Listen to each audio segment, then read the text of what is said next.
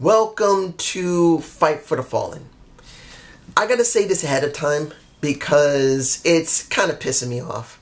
Guys, I've seen so many people talk about how NXT is kicking AEW's ass, and others are saying you're stupid, AEW is going to kick NXT's ass because they got the demographics more than NXT. Guys, look, let's get this straightened clearly out.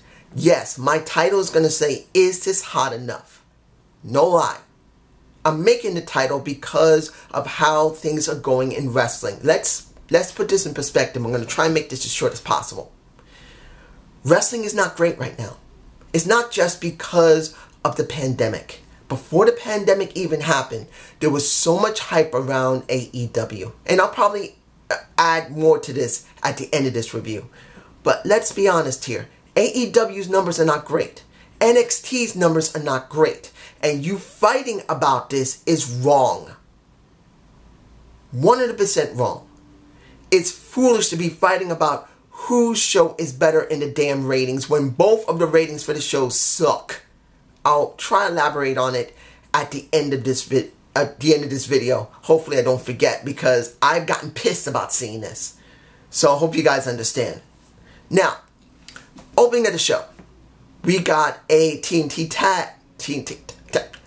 I'm watching here because I can't believe that the TNT Championship, Television Championship, was defended against Sonny Kiss. You can see him in my face dancing his ass off. Look, I'm not against Sonny Kiss. He has a lot of talent. He's different. And whether you like the way the difference is or not, he is different than what the WWE is sponsoring. Honestly, he is different. But I didn't expect them to actually go there with Sonny Kiss. This is quite a surprise for me personally. Now, I'm not joshing on his in-ring ability because when you look at the match for itself, if you go past all the cutesy stuff that he was doing a very good job wrestling against Cody. Cody didn't take him seriously at first. He thought he was a joke, and then he proved that he wasn't a joke. And since Cody has been acting kind of heelish lately, he acted like he wasn't doing his job. Even Art got on his case saying, what the hell are you doing? Do you want to win this damn match or not? Get your ass in the game. So by the time it was all over, he got really pissed off, really aggressive, and gave a Sonny Kiss one hell of a nasty crossroads. Flat out. Nailed his ass. Now, in between that, the match was good. It wasn't the greatest match of the entire show, but it was a good match. And you wonder now, is Cody becoming more aggressive and dark? Does that mean he's turning heel or not? I don't believe he is, but we still don't know yet. I'm going to make this very clear about the entire show. A lot of this feels a bit rushed. I'm being honest here. If anybody doesn't think that AEW is rushing a little bit of their storylines, you got another thing coming because it does feel like they're rushing some of their storylines a little bit more than they normally would. Trying to build up more interest in the product. So I do not agree with it. But I understand the reason why they're doing it. But this is just me, you guys tell me below. The match of the night for me personally was the Lucha Brothers versus FTR.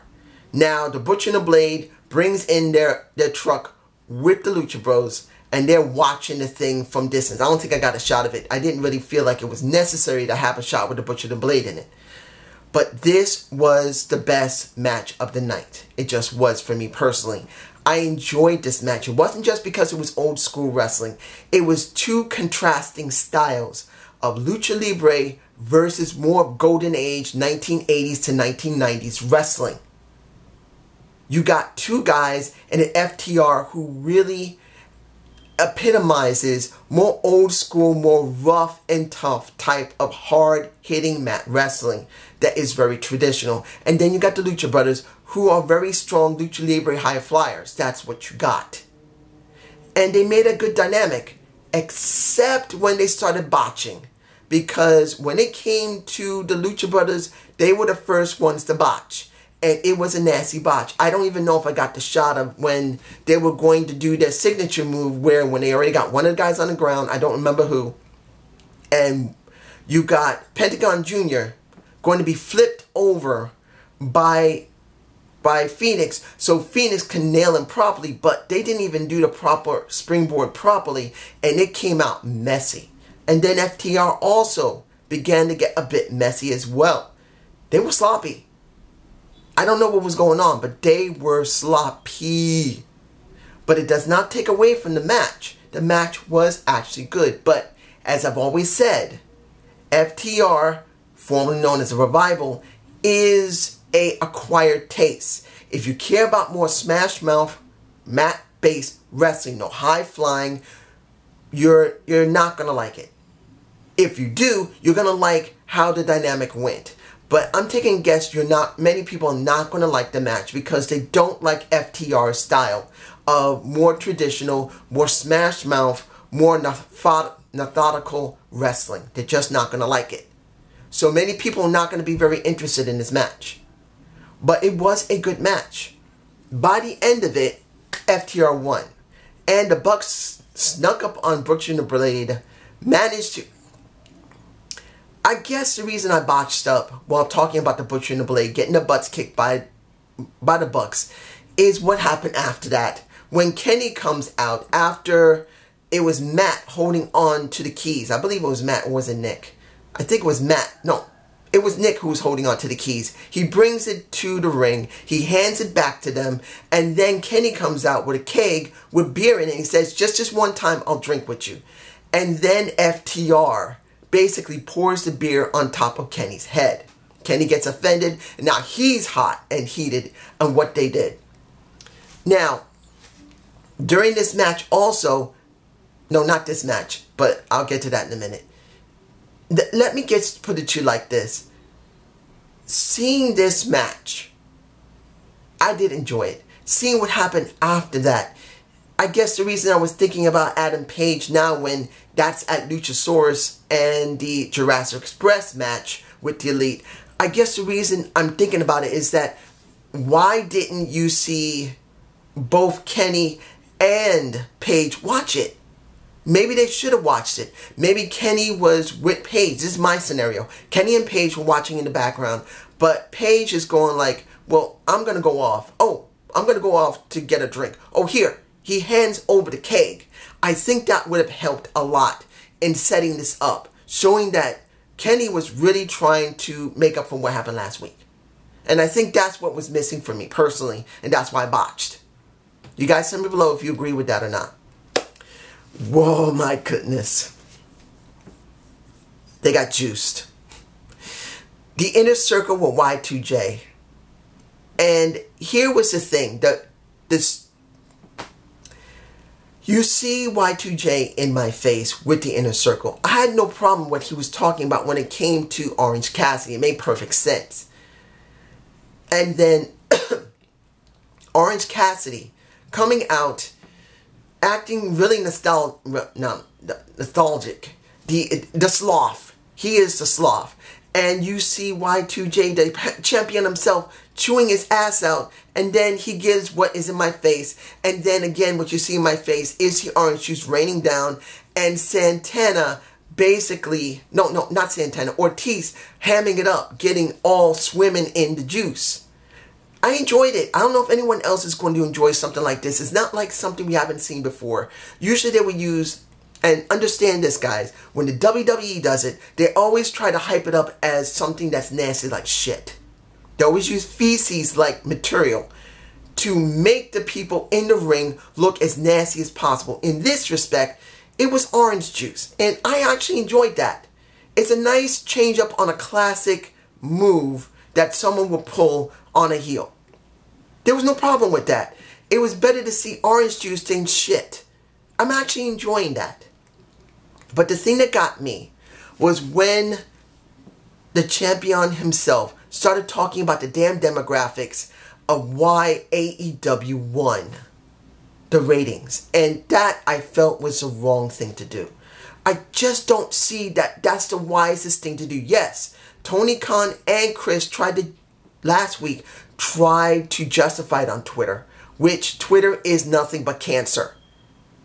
I may have a Twitter account for my Amateur Hour show. I don't use it because, one, not many people sees Amateur Hour, and two, I just know how toxic Twitter is. Twitter is incredibly toxic. And both Tony Khan and Chris feeding into that didn't really help much. It's not going to help them get more demographics by justifying their win even though they lost. I just don't agree with what Chris did. Now, if you take away from that, I loved the segment. It was simple. It was direct. Yes, it was an old, corny thing that was done in a more up-to-date way using Orange Cassidy's stick as a sloth. Freshly squeezed, Orange Cassidy would use the juice to get back at Chris Jericho. And then Chris had to go to commentary after that, which I'm fine with. I enjoyed him on commentary when he wasn't botching a little bit. I think he was a little annoyed that he was sticky. Not about what happened with Orange Cassidy. That's just me, you guys. Tell me below. Now, 6-man tag. Jurassic Express versus the Elite. And when you see, like I said earlier, Adam, I really wish they had done that segment like I suggested. That Adam Page, the Hangman Page, really brought the liquor to the Kenny Omega, the Alpha and Omega, the cleaner of the Elite. I think it would have been better that way. I think him handing the beer and then going off to go and sit in a bar would have made more sense to me personally. Then seeing FTR by his side actually is a pretty cool thing. I think that was the wisest thing to do. Having the FTR deal with the Adam Page. I'm alright with that. Now, how was the match? It's in my face. Seeing Marco Stunt start up with Kenny Omega and Kenny wearing the shirt, and for what I understand, when Kenny wears a shirt, he's not taking the match seriously. He thinks the match is a joke. And then getting pissed off that Marco Stunt, of all people, was getting the better of him. He already got screwed over by FTR and he was pissed. But then seeing Marco Stunt, that drove him over the edge and made him act more heelish. The match was a good match. But what made the match was after the match was over, when Kenny basically beats Jurassic Express with the Marco Stunt as the one who gets pinned, he starts whacking on Marco Stunt. And it's Matt and Nick trying to calm him down, trying to say, stop, what are you doing? The match is over. And he's still pissed off because he lost. Almost. So if you hear little baby crying, or little boy crying, but almost losing pisses his ass off. Getting beer thrown on him when he doesn't drink pisses his ass off, and then he acts a bit heelish. So that was a good thing. I have no problem with it. I'm just wondering how far they're going to go with him, and will he eventually turn heel with Hangman Page? I don't know. You guys tell me below. Shida has an interview. And pretty much, this is what I want to see more of Shida. Yes, she doesn't speak great English. We know this. Her English isn't perfect. But it's way better than Rio, because Rio doesn't speak English. Why don't you let her speak more English on Dynamite instead of continually leaving her on Dark? And I want to repeat this again. Dark, if Kenny was watching this, Kenny, I love you, man. You're a great wrestler. But as a guy who books, you suck. Please listen to me, Kenny. I do love you. You're a great wrestler, and you're probably a great guy in real life, but you suck as a booker for the women, particularly Japanese women. Make them act like American wrestlers. Book them, even if they don't speak English, make them mean something. Don't just make the matches mean something. Give them something. Get a damn interpreter for them so they can talk on Dynamite, not Dark, and get it done. I'm sorry, guys. I had to do it. I couldn't stand it. But she sounded good. And I had no problem with it. Her saying, anyone who wants to come at me. Basically, that's what she said. Because there were supposed to be 4 women, but they weren't available because of certain things that was going on. She says, if anybody wants me, come at me. I don't care. I'm not afraid. Come at me. So that was good. Is she great on the mic? No, but it doesn't mean she isn't working at it. And just keep putting her in front of the mic. Help her. That's just me. Now, the Nightmare Sisters versus Jobbers. Why? They're both in my... I think I got a shot of both of them in my face. I'm hoping. I think I got the shot with them and Dustin, who looks like he's going to be their manager. Why? Why you have Brandy and Allie working together? Why? Wasn't there supposed to be some type of problem between QT Marshall and Brandy as well as Dustin? Why are you having Allie work with Brandy and Dustin is the manager working with them? Where's QT Marshall? Maybe he wasn't there this week, but he should be a part of this. It would make better sense. So they had the match. I didn't really care that much about it because honestly, because nothing's been built on Dynamite, they don't even show any snippets of Dark. You want to get a storyline over that you built on Dark? Show the damn thing. Don't just say it happened. Show snippets of it because I have no interest in this. So they did win the match, but why do I care? They didn't show me any snippets to get me interested. They had 3 matches. I haven't seen it, and I haven't seen anything that even remotely explains why they even want to get together. So why do I care? Now, as I said last week, in Fyter Fest Night 2, you got Nia Rose supposedly now getting a manager. Now, I've heard many people not agreeing with that because Nia Rose talks very well, which she does. But it wouldn't hurt to have her with somebody if they don't have a lot with her to do. If she's not going to be the mainstay of the division, if they're going to make Shida more of the division and they have to put her back, she needs something to do or have someone do something for her that will keep her relevant. So I thought it might have been Penelope Forbes. That's what they were pushing. But like I said last week, I didn't want to give any real thoughts on it, even though it looks like they're pointing there, because we really don't know. And I was right because, and I did think this after I finished filming Fyter Fest Night 2, because I thought about it. I thought, if Nia Rose is going to have a manager, who would it be? Would it be Penelope Forbes? I thought, no. I thought, you know who would be the best person? It would be Vickie Guerrero. And guess what? Guess who's in my face? Vickie's there. And now she's her manager. Now, is this going to work? I don't know. But I will say one thing. Vickie's, oh my gosh. Vickie's intro music is so freaking annoying. I can't tell you how much I hate it. And that means it's working. Vickie's always been meant to be a heel. She's always meant to be an annoying heel. And that music will piss you off. And that's its purpose. If anybody hates the music now, good. Because that's what it was designed to do. It isn't that it sucks as music. It's just meant to piss you off. And I think in real life, I think Nia Rose must be getting a really big rush out of this. Because a lot of people love Vickie. A lot of people love how she works so well with Edge, Big Show, CM Punk at one point, briefly, Dolph Ziggler a lot, Dolph. People love Vickie when she's booked properly. And I can see a Nia Rose actually getting a lot out of this. She's only been in the business roughly 8 or 9 years. No, is it 9? No, how many years? I think she's been in it nearly 7 years. I take that back. I think 7 years she's been in the business. So this is an opportunity for her to learn something from someone who worked in the business and had a husband who worked in the business and now having a daughter who's in the business as well. She can learn a lot from her. Yes, she's not going to be able to use all those great skills she has to talk. But honestly, it's okay. Now, finally, Moxley versus Cage for the AEW Championship. I didn't hate the match. It was a good match. It wasn't great. It was good. Taz was in the corner of the Cage himself and made sure he understood what was being needed to be done.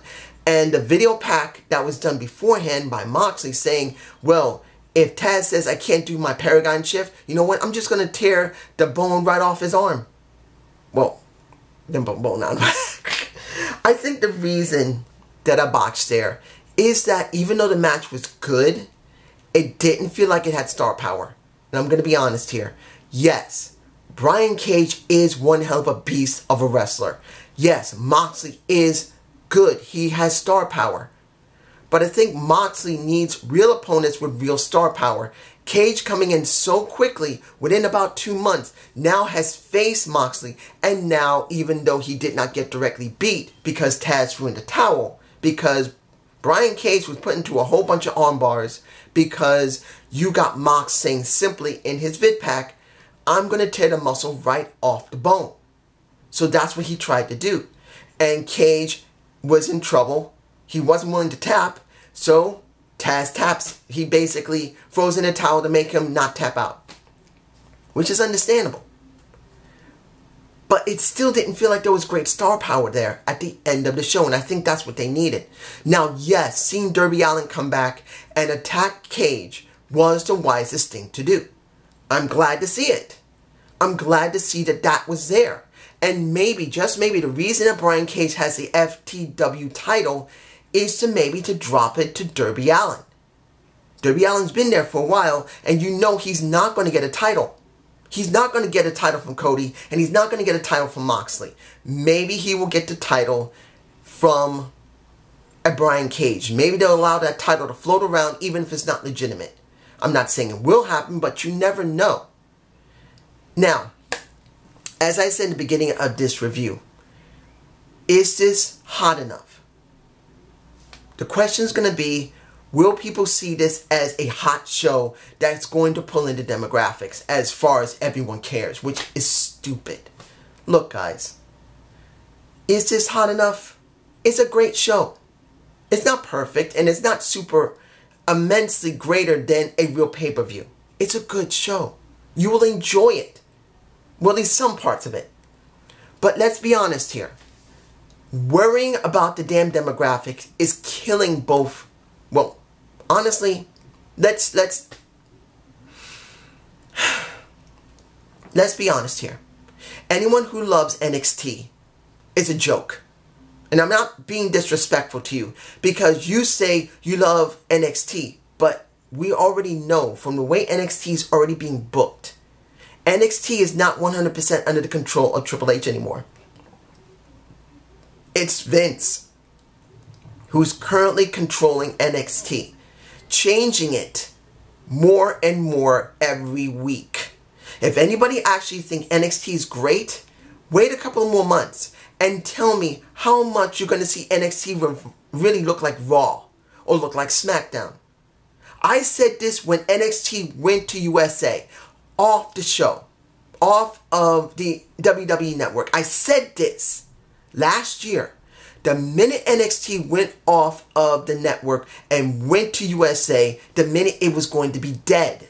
Because Vince will destroy NXT to get rid of AEW, no matter if he thinks it's true competition or not. He's never been happy about NXT when it came to Triple H sponsoring it. Yes, it's made money to a certain extent, not much. But Vince has a nasty ego where he doesn't like things that he isn't in 100% control of looking good. So when it comes down to it, Vince is going to destroy NXT. It's the reason why I've never been fully interested in NXT for years, because every time when an NXT star went to the main roster, they got screwed. Kevin Owens, Sami Zayn. You got the Athena Ember Moon herself, Asuka, Kairi Sane, Shayna Baszler right now, Bianca Belair, Eli from Sanity. Sanity was the hottest thing they had, and they buried it on the main roster, no matter if it was SmackDown or Raw. The War Raiders, now the Viking Raiders, when it went from the Viking Experience, every tag team, or every star for that matter, look at Ricochet. He was so hot. Now he's a joke. It destroys everyone that gets their hands on from NXT. Vince destroys everyone. And now with the situation it is, where NXT is now on USA, competing against another rival company, you know as well as I do, Vince will destroy NXT. He's already doing it. JD, NYC, he notices already. Alex, unfortunately, he doesn't 100% notices it, unless I'm wrong. I don't think he's 100% noticing how bad NXT is getting. He is noticing that the show isn't very good all the time, because it used to be incredibly good. He was fuming over it. But now, sooner or later, he's going to notice what JD, and what I've already said to him in the very beginning, and I know JD has already agreed with it, even before that. Once Vince gets his hands on NXT, he will destroy it. It doesn't look like it did before. I'm sorry. It's a mess. So to me, the ratings war is stupid. It just is. Right now, you should hope that both shows keep going. Not about what show is going to be better than the other. But unfortunately, you can't make people see that. But I hope I did make you understand what's going on. Have a good day. Have a good night. Peace.